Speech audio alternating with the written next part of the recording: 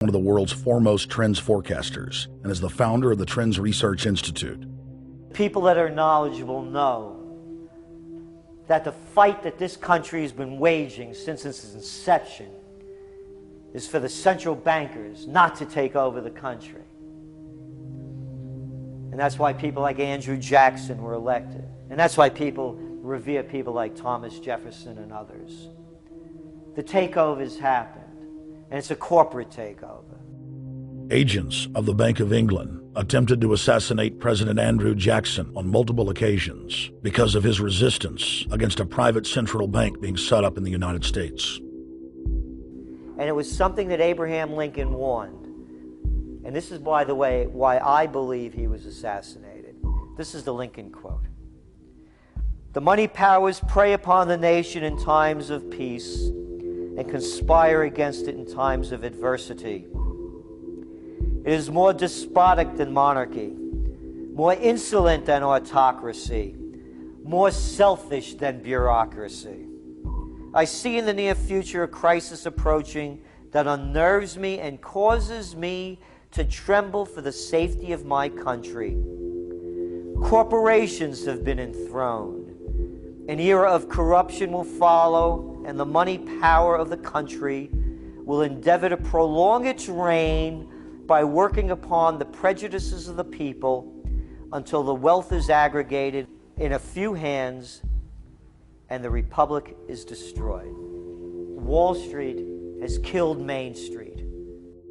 So I know how unpopular it is to be seen as helping banks right now, especially when everyone is suffering in part from their bad decisions. I promise you, I get it. Up until about the Kennedy assassination and the beginning of the war in Vietnam, the United States is a very powerful engine for world progress. It's the assassinations, the Kennedy assassination, and the others in the 1960s, the beginning of the Vietnam War, and the beginning of the absolute domination of the Wall Street Group over every other interest. Nobody else counts except the Wall Street money masters. That has now made the United States into no longer a force for progress, but something very different, often a force for destruction in the world. The military-industrial complex has taken over the country along with the Wall Street gang.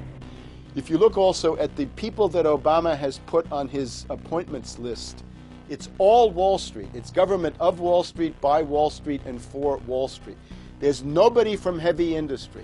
There's nobody from the auto sector, nobody from Silicon Valley, nobody from big oil, nobody from defense, no labor, no women, no retirees, no small business, nothing. It's pure Wall Street. The only people who have a voice in Obama's councils are Wall Street finance oligarchs. That's all there is. Nobody else counts for anything under Obama. It's the most extreme Wall Street administration we've ever had.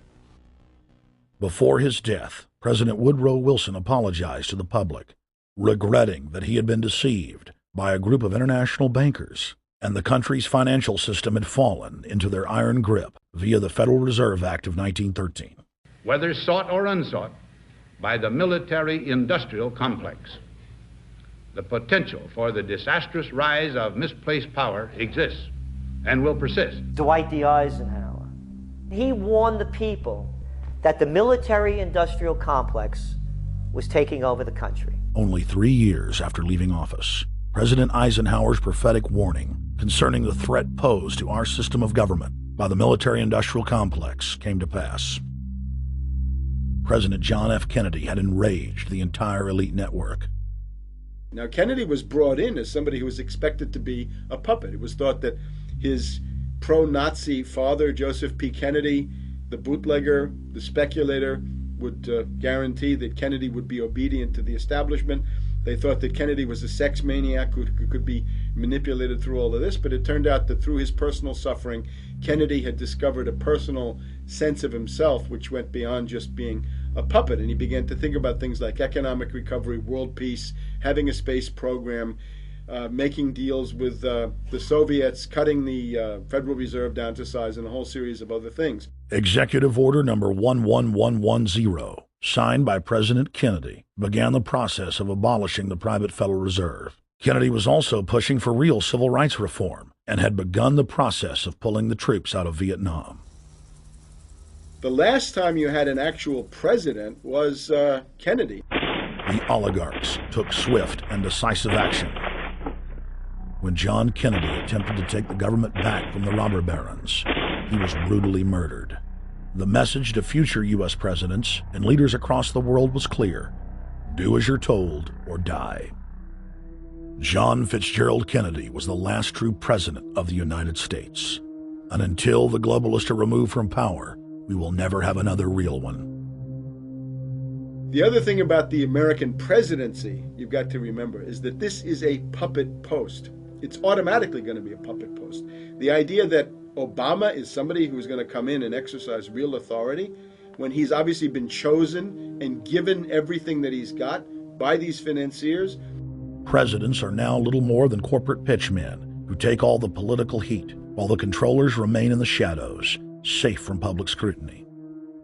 Hip-hop icon KRS-One is not just known for selling millions of albums. He has led a tireless crusade against youth violence and has been a strong voice for human rights. If they controlled it before, what makes you think they're not controlling it now? The country was on a verge of revolution. They threw a black man up. Now we like this.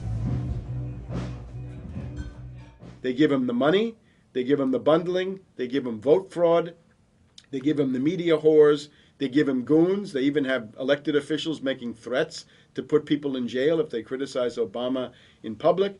All of this is the mark of a puppet. And that means that he is a puppet, actually more of a puppet than anybody else, more of a puppet than Mrs. Clinton would have been, even more of a puppet than McCain. He's the maximum puppet that we've had certainly since Jimmy Carter.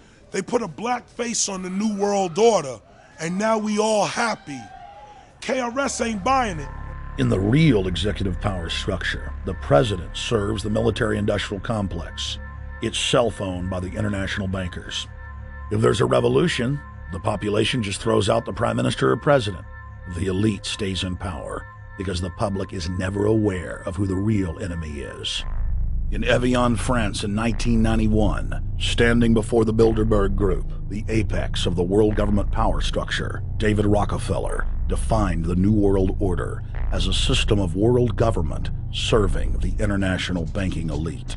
For decades, the banker-owned media would attack anyone who dared to warn the public that a dictatorial world government was being constructed right under their nose, and that national sovereignty was being deliberately destroyed.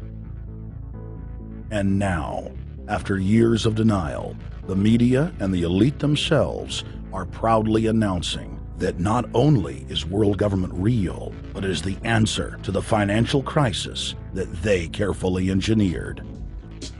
Suddenly, the Wall Street Journal tells us that the North American Union is here, and that getting rid of the dollar for a common currency with Canada and Mexico is good.